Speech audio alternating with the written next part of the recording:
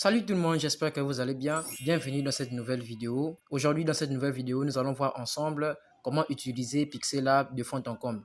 Mais avant tout, si tu es nouveau sur la chaîne, n'oublie pas de t'abonner, d'activer la cloche de notification pour ne rater aucune prochaine de nos vidéos.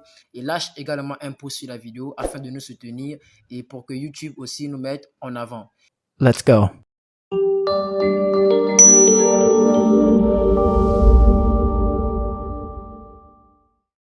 Alors, avant de commencer, j'aimerais faire une précision.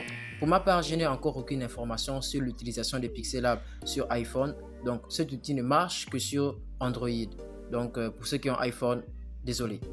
Donc, si tu n'as pas déjà l'application, tu peux simplement aller sur le Play Store et tu vas faire comme moi, tu vas cliquer Pixelab. Voilà. Et donc, c'est cette application-là que tu vas télécharger et c'est avec celle-là que nous allons travailler tout au long de cette vidéo. Nous allons commencer directement par ici. Lorsque nous regardons ici en bas, nous avons la catégorie mes projets. Donc, c'est ici là où j'enregistre tout ce que je fais depuis le début avec Pixelab. Donc, ce sera ici où vous pourrez facilement enregistrer vos projets relatifs aux flyers, logos, etc. Maintenant, ici, vous avez une liste des images déjà bien faites dans l'application. On va appeler ça des images par défaut. Donc, si vous voulez directement travailler sur le blanc, bien sûr du shine et tout, sur des effets, du reflet, c'est ici facilement, vous allez simplement cliquer dessus et vous allez commencer à travailler avec. Généralement, moi je viens sur ça, sur default, et je travaille avec, c'est très facile. Ensuite, nous venons sur ce A. Donc dans le A, voici ce qu'on nous montre. Nous avons premièrement le texte que nous pourrons ajouter.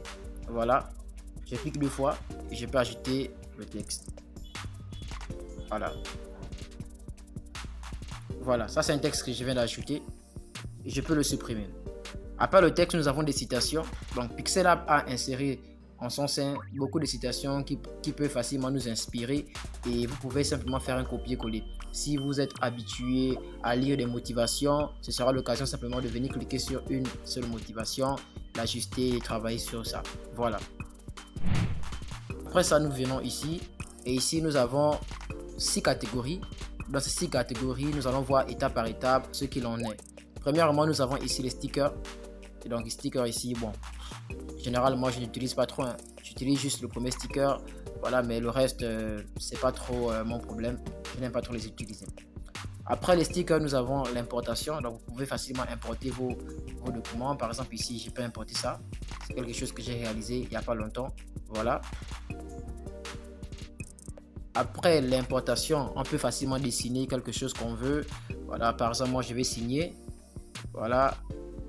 Voilà, quelqu'un d'autre pourrait faire autre chose. Si tu veux écrire A et tout, tu peux écrire A. Voilà. Donc ici, tu as aussi l'outil gomme. Voilà, tu peux faire remplir l'intérieur, l'extérieur, les tirets, les rayons flous, comme tu le veux. Ensuite, nous avons les formes. Donc c'est ici vraiment tout va se jouer parce que c'est au travers des formes qu'on va utiliser pour réaliser nos flyers, nos logos et tout. Donc par exemple, je vais prendre cette forme, voilà, je pourrais la remplir, je pourrais changer la couleur, je pourrais mettre des traits, réduire l'opacité, voilà, vraiment il y a tout ici. Et nous avons également l'outil Bézier. Voilà, donc l'outil Bézier est très important. Par exemple, si vous voulez importer un dessin et vous voulez le dessiner ici, ce sera l'endroit propice d'utiliser l'outil Bézier. Par exemple, on va faire quelque chose. Je vais insérer ici ce logo sur lequel j'ai travaillé. Je vais le couper comme ça. Voilà. Ok. Maintenant, si par exemple j'ai envie d'utiliser l'outil Bézier dessus, qu'est-ce que je vais faire? Je vais venir ici. Je vais défiler. Et je vais chercher l'outil Bézier.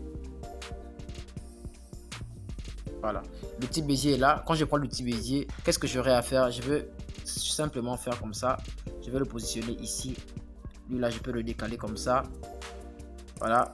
Et lui là, je peux le décaler ici. Et si je ne veux pas ajouter, je clique ici. Et je peux facilement les modifier comme ça. Voilà. Donc, on ne va pas tout voir directement ici. Je ferai une vidéo spéciale sur l'outil Bézier et on va l'utiliser ensemble. Mais en gros, c'est cela. On pourra facilement dessiner nos formes comme on le veut et le placer de part et d'autre. Et enfin, nous avons l'outil flèche. Donc ici, l'outil flèche, donc c'est très simple. Ce sont des éléments qui vont nous permettre d'embellir un peu notre texte ou bien notre flyer. Par exemple, ici, nous avons ça. Ici, je pourrais revenir comme ça. Je pourrais réduire comme ça ou augmenter comme je le veux. Ça dépend de vous. Voilà, réduire l'opacité si vous le voulez. Donc ici, réduire la largeur et tout. Donc c'est aussi un outil qui peut nous aider si vous voulez faire des formes, si vous voulez faire des designs. Voilà, vous pouvez copier, changer de position et tout, ainsi de suite, ainsi de suite, ainsi de suite. Nous allons venir directement ici. Ici, nous avons d'un côté les couleurs. Ici, nous avons les couleurs dégradées, nous avons les couleurs simples. Moi, j'aime utiliser les couleurs simples. Les couleurs dégradées, je les utilise le plus souvent, c'est quand je fais des flyers et puis voilà. Après ça, nous avons l'outil transparent. Après ça, nous avons la taille de l'image. Bien évidemment, la taille de l'image, ça dépendra. Si vous voulez faire une taille de l'image en 1.1 partout ou en 16.9, c'est ici que vous allez le faire. Donc, vous pouvez insérer simplement les informations comme vous le voulez. Et le plus souvent, j'ai l'habitude d'utiliser 1024 x 1024, mais ça dépend de vous. Si vous avez des valeurs à utiliser, c'est ici où vous allez insérer simplement les valeurs et vous allez facilement travailler sur votre réalisation. Par contre, il y a aussi le pré-réglage. Ici, le pré-réglage, ce sont des choses qui ont déjà été faites sur Pixellab et vous aurez simplement qu'à cliquer dessus et à utiliser. Par exemple, ici, si vous voulez travailler sur un projet de YouTube, soit la page de couverture, bien la miniature, donc ce sera facile. Vous allez soit cliquer sur YouTube Channel Banner ou bien sur YouTube Thumbnail. Donc moi je vais cliquer sur YouTube Thumbnail. Voilà, je clique ici et j'appuie OK. Donc facilement, lorsque je vais travailler dessus, ça va me donner un peu ça. Je vais vous montrer. Voilà, ça va vous donner un peu ça. C'est aussi une miniature que j'ai travaillé autrefois. Et si j'agrandis, vous allez vous rendre compte que voilà, c'est un peu ça. Donc c'est facilement reconnaissable. Et vous pouvez faire aussi pour Facebook, Google, Twitter, etc.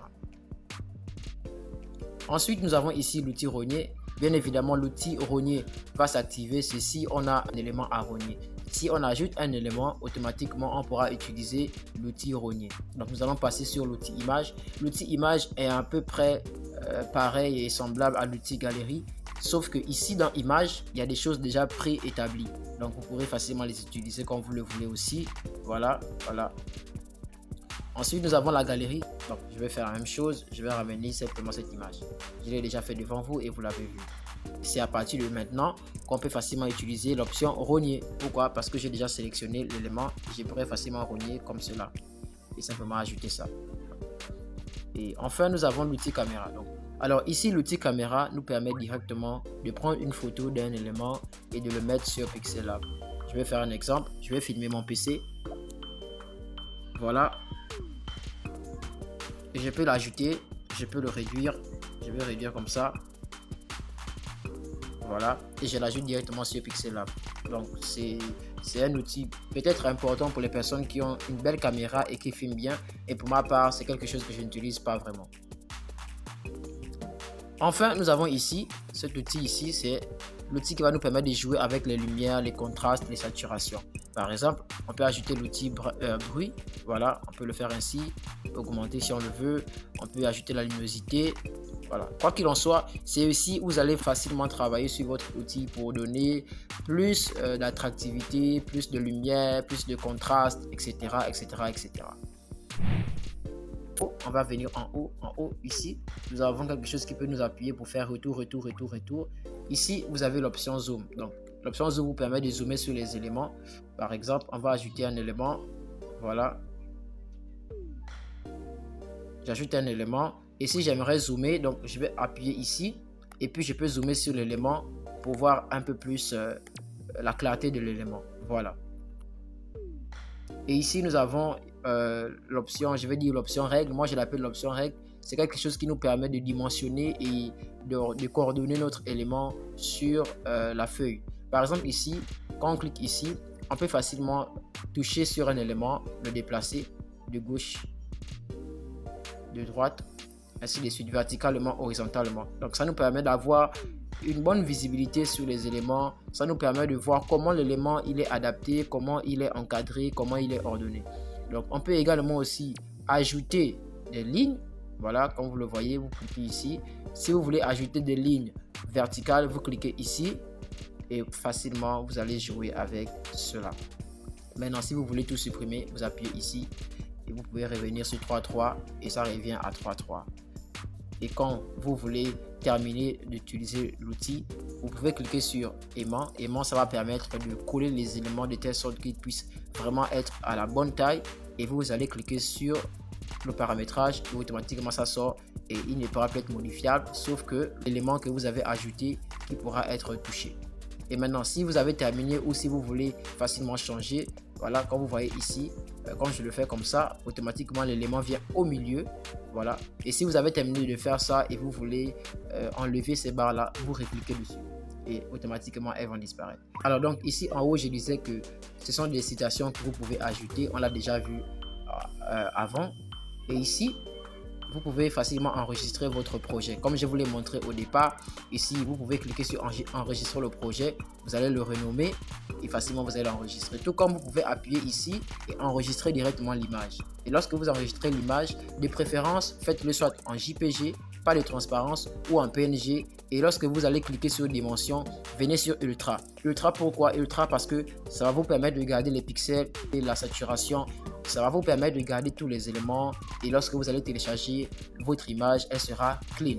Maintenant, il y a des personnes aussi qui peuvent facilement faire le partage sur YouTube, Instagram, TikTok, etc. Nous allons terminer ici sur les trois points en haut à droite. Les 3 points ici, c'est un peu le récapitulatif de tout ce qu'on a vu d'une part.